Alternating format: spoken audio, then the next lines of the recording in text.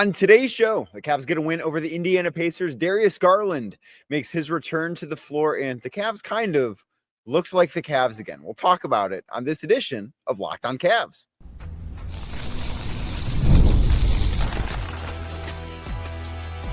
You are Locked on Cavs, your daily Cleveland Cavaliers podcast. Part of the Locked on Podcast Network, your team every day.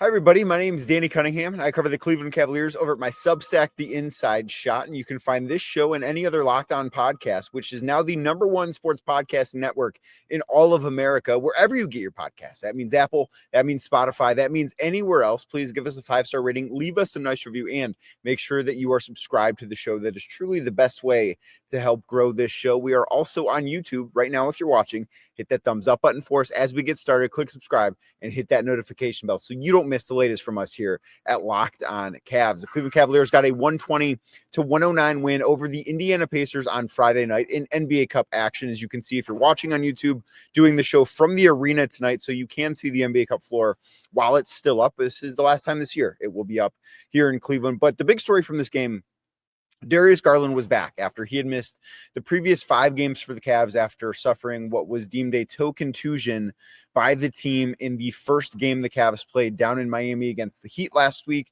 Missed the last 5 games, came back, played in this one, and I thought he looked like Darius Garland. I know that he had missed the last 5, but even in the 3 games that he had played prior to that injury, or I guess 2.5 games is probably a more accurate way to phrase it, I thought that this was the best that he's looked. I thought that he moved around very well. Now, there was a little bit of an injury scare in the second half. It was kind of like, oh man, Darius Garland went down. And I do kind of think it's going to be one of those things where when Garland hits the deck, going to be a lot of people holding their breath, at least for a little while until he is fully 100% over this. I don't know necessarily when that's going to be. Obviously, he is healthy enough to be playing, and I think he looks so much healthier than what he looks like in the postseason against these, not exactly the same Indiana Pacers, but against the Indiana Pacers in that series. And I thought the impact that Garland had on the Cavs is one that is so hard, I think, to put just into numbers. And we can do that. We can put it to numbers if we want to. I can tell you about how the Cavs have an offensive rating in the 4 games that Darius Garland has played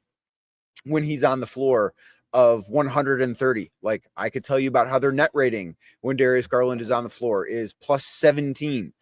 Those numbers make sense because of how good Darius is. But I think the team has something with Darius that they don't have when he's not out there. And I'm not talking about his playmaking. I'm not talking about his ability to get to the basket. Yes, he has those things, and those things matter greatly. But I think the Cavs play as a group with a level of joy and a level of belief that they don't necessarily always have the ability to tap into when Darius Garland is not out there. This is a team that, yes, because their goals are all postseason goals, this is a group that I think at times is going to look a little off because, let's face it. And Darius was even asked after this game if playing the Pacers, the team that eliminated them in the postseason last year, evokes any emotion out of him. He's just it's kind of just another game. If they were to, and this year they won't because the Pacers are now 2-14 on the season. But if they were to, maybe say next year, if this group from the Cavs is still together and sees the Pacers in the postseason, I think things would feel much different than just a regular playoff series. I don't think that's going to be like that in the regular season because I think that's just not where the Cavs' goals are as a group right now. But I think overall, they just have a little bit more pop, if that makes sense. There is a greater belief, I think, that you can sense around the team when Darius Garland, not only when he's on the floor, but just when he's available. Because the Cavs, I do think, even though in this game they were without Sam Merrill, they were without Jared Allen, who did not play. Max Strus obviously has not played so far this year. The Cavs were healthier by getting Darius Garland back. They were healthier because they got Jaylen Tyson back, and we'll talk about him coming up in a little bit too. But I think if the Cavs had Sam available and Jared available and maybe even Max available, but not Darius, I don't think they'd feel whole.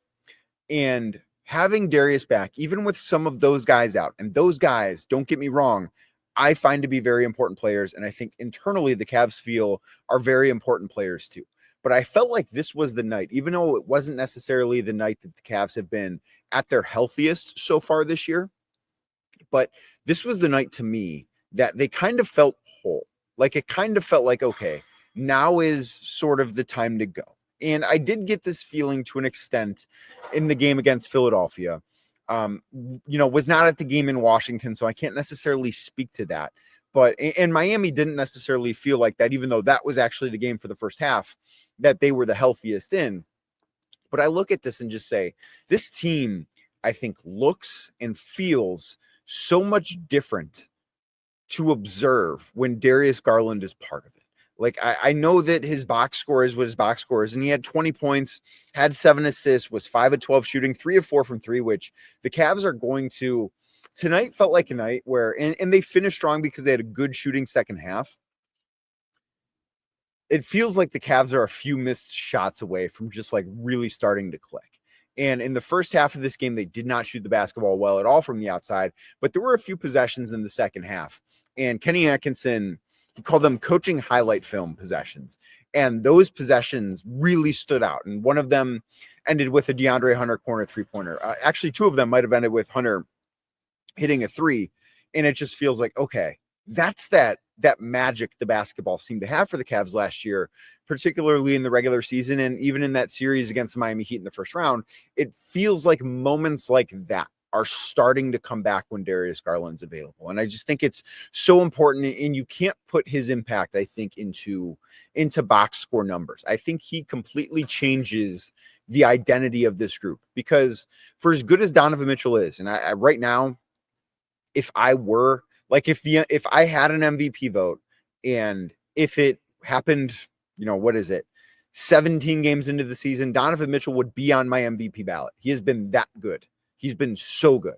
But I think that what Darius does that nobody else on the Cavs right now can do is he makes guys better in unique ways. I think that he has a way of lifting up this group in a way that, like, the way Donovan can lift up the group is, come on, get on my back, we're going.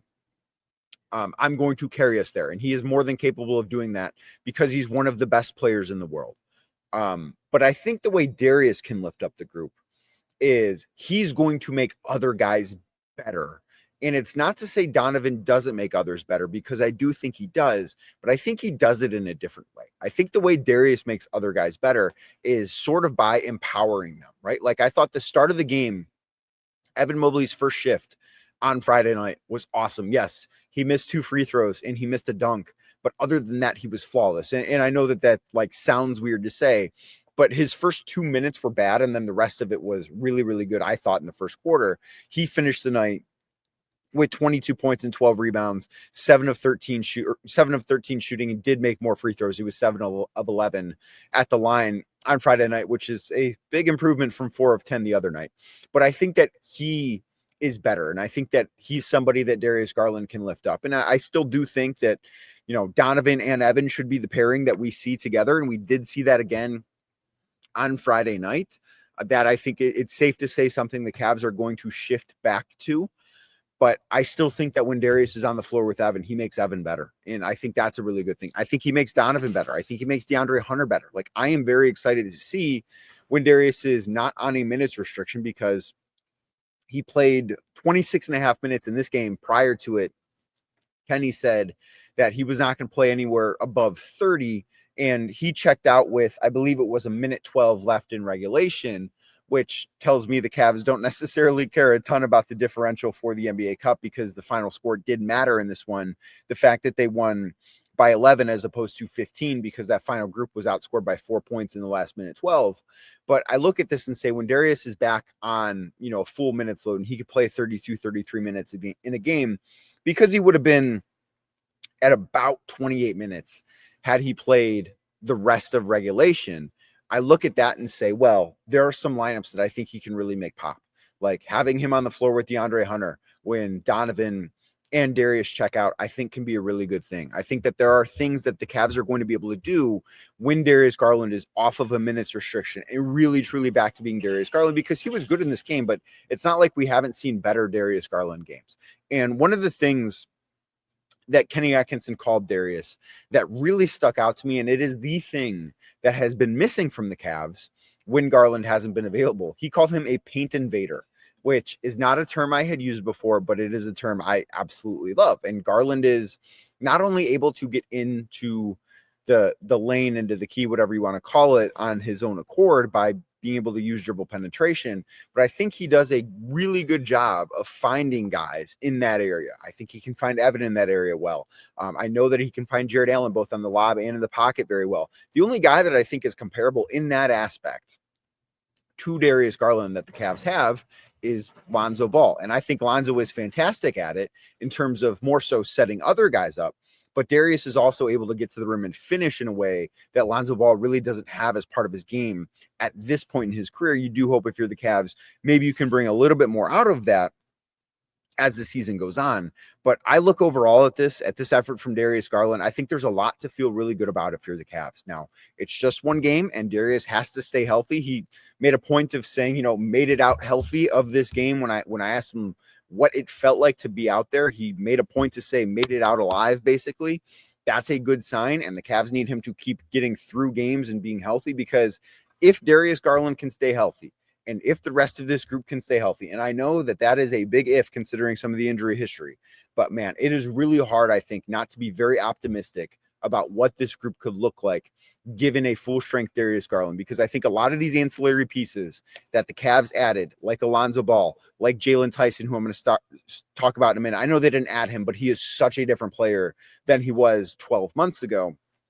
We've not seen those guys with Darius Garland, and I think that he is going to be able to make lineups that don't necessarily have Donovan and Evan Mobley in them so much better than anyone else is capable of. And I think that, if you're a Cavs fan, is one of the things to be most excited about. Now, I mentioned Jaylen Tyson as well, because I thought he was very good in this game. He's been very good all year. He returned from a concussion that he suffered the same day Darius Garland hurt his toe. He had a great first game back. We'll talk about what he did and what he means to the Cavs next, right here on Locked On Cavs. But first, today's show brought to you by Quo. Let's talk about something every business owner knows all too well: missed calls. Who amongst us hasn't missed a call, right? When a customer tries to reach you and can't get through, that's money slipping away, which we don't want. Quo, spelled Quo, is the smarter way to run your business communications so you never miss an opportunity. Quo is the #1 business phone system built for 2025, not 1995. It's simple, modern, and designed to help you communicate faster, look more professional, and most importantly, stay connected wherever you're working. Quo works right from an app on your phone or your computer, so there's no extra devices, no clunky landlines. Landline, right? That is 1995 if I've ever heard it. Landline. Who has that anymore? Your whole team can share one number and collaborate on calls and texts like a shared inbox, which means customers get help faster. And the built-in AI is a total game changer. Logs your calls, writes summaries, and even sets up follow-ups automatically. If this sounds good to you, sounds like something you need, it probably is something you need. And even better, right now, you can try Quo for free at quo.com/lockedonnba. That is QUO.com/lockedonnba, LOCKEDON NBA. And yes, you can even keep your existing number. Quo, no missed calls, no missed customer. Today's show also brought to you by DoorDash. The NBA season heating up, and DoorDash has found the perfect way to keep fans in their bag all season long. Whether you're watching for the highlights, your fantasy team, or maybe just your favorite player, DoorDash makes every game even better. DoorDash, the official on-demand delivery platform of the NBA, and they're celebrating with something called the bag drop. Every time an NBA player scores 50 points in a game, DoorDash drops 50% off your order with Dash Pass the next day. Plus, you're automatically entered for your chance to win the ultimate fan bag. We're talking player-inspired drip, exclusive gear, and stuff that you're actually going to want. It's not just food. You can get everything from snacks and drinks to headphones, ice, even socks. Who doesn't love a good pair of socks, right? You can get that delivered as well. So the next time that someone goes off for 50, use the promo code NBA50 the next day to get 50% off on DoorDash with Dash Pass, plus your shot at the bag drop. Dash Pass members only, 50% off up to $10 the day after a 50-point game with promo code. Terms apply. No purchase necessary. Ends April 13th. Open to U.S. residents 21 or older. Visit DoorDashInYourBag.com for full details. DoorDash in your bag all season long. Thank you again for making today's edition of Locked On Cavs your first listen, and thank you to those of you everydayers that make Locked On Cavs your first listen every single day. As I mentioned, Darius Garland was not the only guy the Cavs got back from injury in this one. Is Jaylen Tyson, who had missed the previous 5 games with a concussion. He made his return, and I thought he really made his presence felt as well. So he finished the night with 14 points, 8 rebounds, 3 assists on 6 of 7 shooting, 2 of 3 from deep. He has been one of the best 3-point shooters for the Cavs this year, which on this roster, like when you look at Darius Garland, and maybe he's unfair to bring up because he's only played now 4 games, but Donovan Mitchell, a guy like Sam Merrill, guy like Lonzo Ball, who has had a lot of success shooting from beyond the arc in his career. DeAndre Hunter, Evan Mobley has been a 37% 3-point shooter for the past couple of years. So when you look at this group of shooters that the Cavs have, you don't necessarily expect, and I certainly did not expect, like I thought Jaylen's role was going to be a lot of try and get to the basket, be a good passer, some of the playmaking that he was able to showcase in college when he was at Cal, that we've seen in summer league at times when he's played with the Cavs there. I thought we would see more of that. But instead, we've seen him kind of become a knockdown shooter. And the release, I think, does look much better than it did last year. I think it's quicker. It's still not the most aesthetically pleasing shot, but it goes in. And that's ultimately the only thing that matters. So I think that he has and he was in the starting lineup in this game in which Jared Allen did not play. And I think right now, like he, to me, is the 6th man of this group. And I don't know what things are going to look like if and when the Cavs ever get healthy, but it does feel like the things that he provides, the role player type things that Jaylen Tyson does so consistently are so important to what this group needs. And Kenny Atkinson after this game too, I thought it was interesting because he talked about Jaylen having some of that playmaking ability, but it's not what the Cavs need right now. And he is doing exactly what the group needs from him. He's making open shots. He's making the right play. Sometimes, yes, that is throwing the extra pass. It's playing good defense. It's rebounding. It's creating havocs. Yes, sometimes there's some silly fouls that I think the Cavs could do without and anybody could do without, but that is part of the learning process. But where Jaylen was 12 months ago compared to where Jaylen Tyson is now, I think is a humongous difference. And I think that is one of the best things about the start of this season for the Cavs, because I do think at times the first 17 games have been a little frustrating. They've not looked their best. They've not shot the ball particularly well. They've had so many guys in and out of the lineup. I believe this may have been their 10th different starting lineup in this game. So we've seen so many different guys in and out of the lineup. But I do think what Jaylen Tyson has shown he can be over the start of this season is one of the best things to come out of it. And I asked before the game, I asked Kenny Atkinson, what has this group missed without Jaylen? And I think it was something I wanted to ask because the time Jaylen has missed has been the same exact time that Darius has missed. And because of how important Darius is to this group, so much of the focus has been on what they miss without Darius Garland. And that is the way it should be. Darius is a guy on a max contract. He's a multi-time All-Star. I personally think he is an All-NBA caliber talent. I'm not saying he's going to make an All-NBA team. I know for sure he's not going to make an All-NBA team this year because he's not going to play 65 games. But I look at that and say he is an All-NBA talent guy. Like, yes, that is something that matters more that he's out than Jaylen Tyson is out. But I asked Kenny, what have they missed without Jaylen? And he said, the joy that he brings. And I think it is something that both he and Garland both bring that the Cavs can miss at times. And Kenny said that this is a group. Donovan is somebody that is very businesslike, and Evan Mobley is somebody that is very businesslike, but sometimes you need somebody that plays with a little bit more joy, that can have a little bit more fun on the floor. And I think that this at times can be such a game where it's, we have to do this, we have to do this, we have to develop, we have to grow, we have to get better. Sometimes I think professional athletes can lose sight of having fun.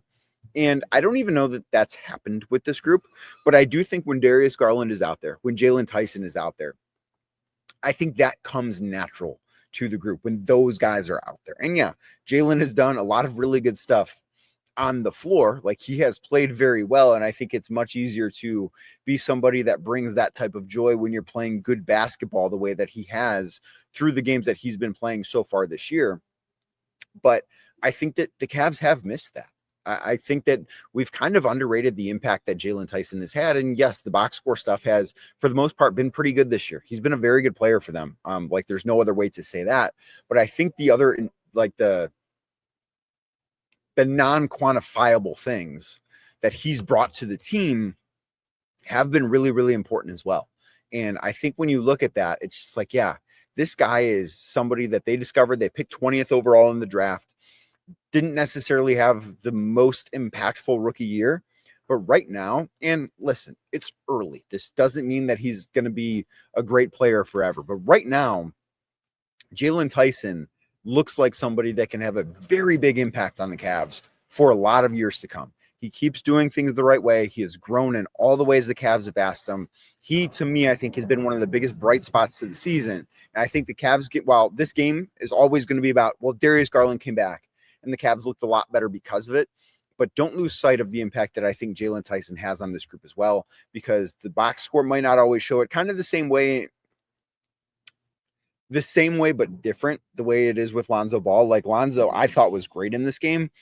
Did not score a point, missed both shots that he took, but I thought he was awesome. Like he had a big impact. Jaylen can be like that as well. He's going to score more than Lonzo because I do think he's a little bit of a better shooter. Certainly right now, although I do think Lonzo is going to start to make shots at some point. I think he's too good of a shooter not to. But I think the impact that Jaylen Tyson has on this group from an emotional standpoint is one that maybe we hadn't necessarily realized, but I think it makes sense that this team looked so much better. And yes, I think more of it has to do with Darius Garland, but I think the fact that this team looked so much better on a night Jaylen Tyson was back isn't nothing either. Oh, yeah. Donovan Mitchell was really good in this game. We'll talk about him next, and Evan Mobley a little bit too, right here on Locked on Cavs. But first, today's show is brought to you by PrizePicks. You and I make decisions every single day, but on PrizePicks, being right can get you paid. Don't miss any of the excitement this sports season. Whether you're following the NFL, the NBA, or both, there's no better time to jump in on the action. If you haven't tried it yet, PrizePicks is the simplest way to play. Just pick more or less on at least 2 player stats, and if you get them right, you win. It takes less than 60 seconds to make your lineup, and you can play anywhere that PrizePicks operates. That includes California, includes Texas, includes Georgia. For PrizePicks, maybe you want to pick your favorite players. Football on Sunday, I don't know, Patrick Mahomes. Basketball on Sunday, the Cavs play, could be Donovan Mitchell. You can pick your favorite players to see how your predictions play out. Plus, they've got the new stacks feature, and here's how it works. You can pick more on Donovan Mitchell's points, on Donovan Mitchell's made threes, on Donovan Mitchell's assists, all in the same game. Plus, if one of your players does happen to leave early with an injury, the injury reboot will save your lineup from it being a loss. So right now, you can download PrizePicks and use the code LOCKEDONNBA to get $50 in lineups after you play your first $5 lineup. Again, that code is LOCKEDONNBA, LOCKEDON NBA, to get $50 in lineups after your first $5 lineup. PrizePicks. It's good to be right. Thank you again for making Locked on Cavs your first watch on YouTube. If you are watching right now, do us a favor, hit the thumbs up button for us, click subscribe, and hit that notification bell so you don't miss the latest Locked on Cavs content. And Donovan Mitchell was fantastic once again in this game. And I almost feel bad saving a conversation about Donovan for the third segment. So he finished with 32 points on 11 of 22 shooting, just 4 of 11 from 3. So not his greatest game from the outside. 6 of 8 from the line, had 9 rebounds, had 5 assists. Just like he has been, I think, playing at such an elite level this year. And I thought this game on Friday night was another example of this. Now, he did have 4 fouls. He also had 5 turnovers. So it wasn't like it was all positive. It's not like this is anywhere, I think, even close to the best Donovan Mitchell game. But it feels like every time the Cavs need a big play, Donovan is coming through.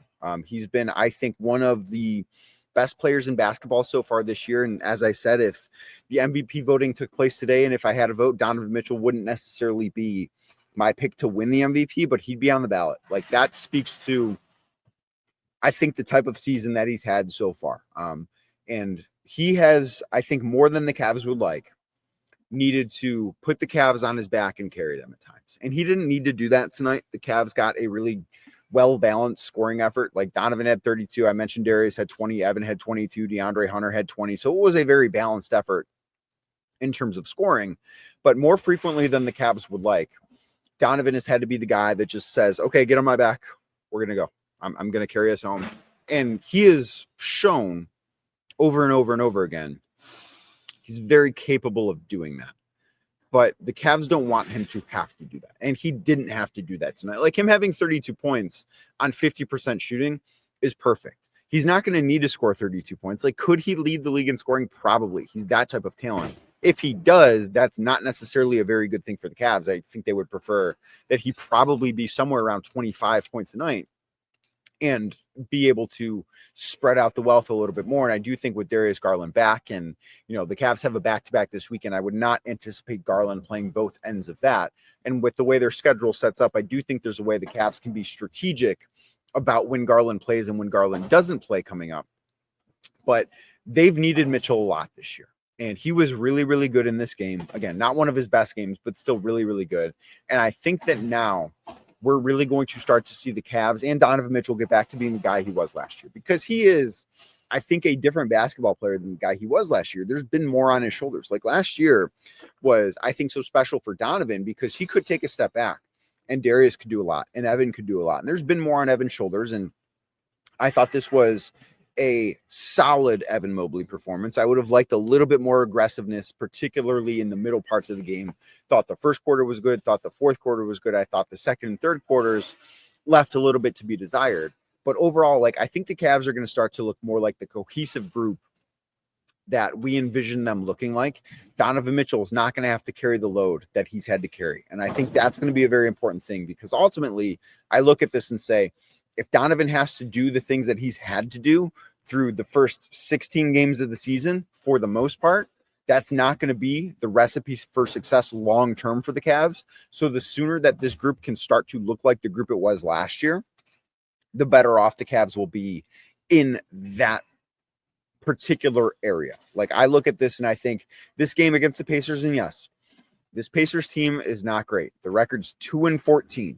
It's not like they went out there and beat the Thunder on Friday night. But I do think that this is a Pacers team that plays hard.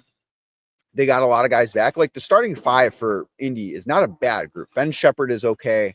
Pascal Siakam's a very good player. The Isaiah Jackson minutes were rough, I thought.